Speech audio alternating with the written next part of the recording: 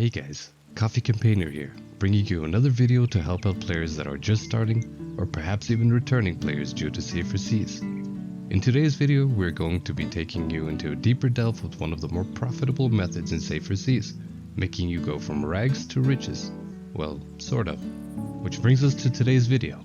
Seaforts are hostile PvE environments, so let's start by going over how to repair the different parts of the ship, as we will probably be bombarded with cannonballs from the fort.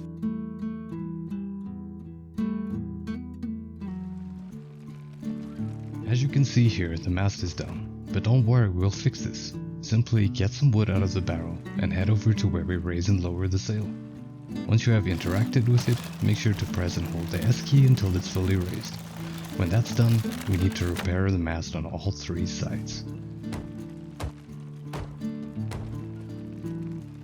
The other two objects above deck that can get damaged are the wheel and the capstan, but these are pretty easily repaired with wood, as you don't need to re-interact with it just like you did with the mast.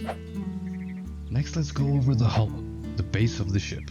Here we have three different tiers of hulls, namely tier 1, 2 and 3, where tier 3 will be able to sink your boat in a matter of minutes depending on how many holes you have.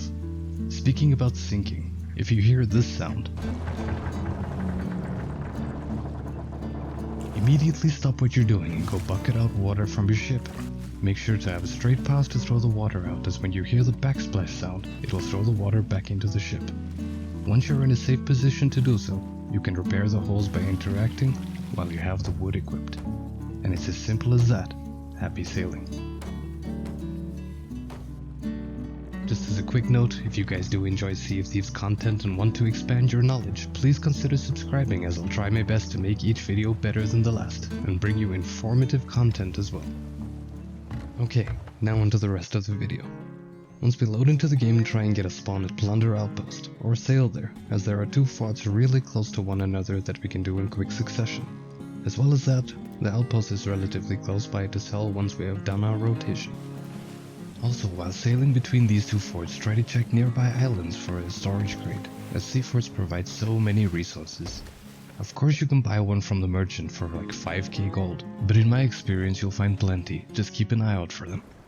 As we approach the fort, and this is just personal preference, but I do find it faster, we want to locate the smaller gate, which will usually be opposite the larger gate indicated here. Once we are next to the fort, we want to head to the top of the stairs to the roof, as it makes it easier to scout for enemy ships and deal with the 8 waves of phantoms, as you can see in this clip that took me way too long to edit. Enjoy.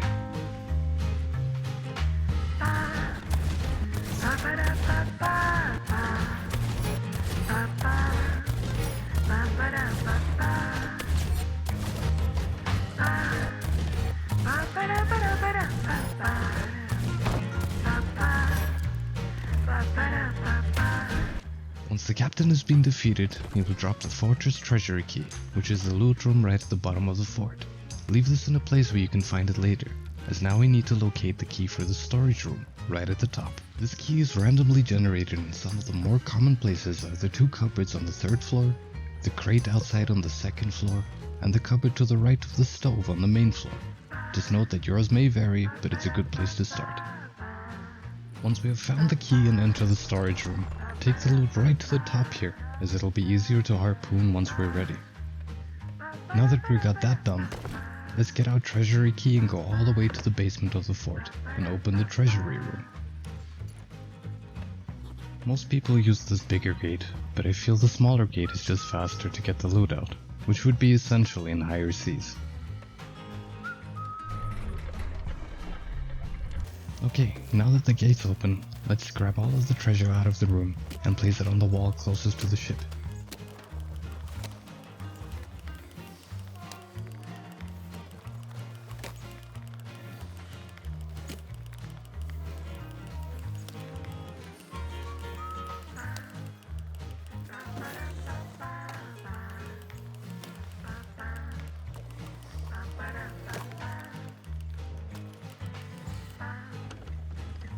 Once you have taken all of the loot out, make sure to turn the ship so that we can harpoon the loot to our boat easier.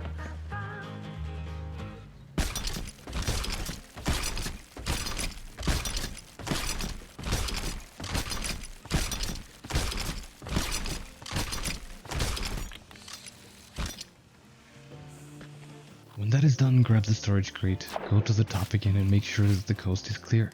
And start going around with the crate to get the real good stuff, resources. The real good way to pirate is to never run out of supplies, as with that and some skill you can stay afloat regardless of the situation. As you can see here from doing the 2 forts, this is all the resources that we got, which is food, cannonballs and wood, which will help you fight off those nasty bilge rats trying to steal your hard-earned treasure. And that pretty much covers everything about the fort. If you learned something, let me know in the comments.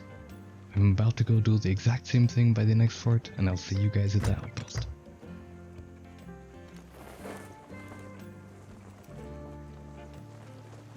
So after the 2 forts you should be seeing a loot stack like this. So let's go over all the different vendors that take the different types of loot. The Merchant Alliance. Anything that looks like a crate usually goes to the merchant, which is usually like a blue and yellow color. These can include firework crates, silks, stones, wood, or even cannonball crates.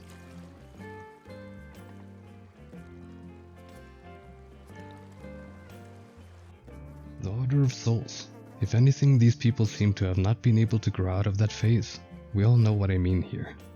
The creepy loot that tries to whisper in your ear, like the skulls, go to the Order of Souls, which is usually a bit more hidden in a purple tent.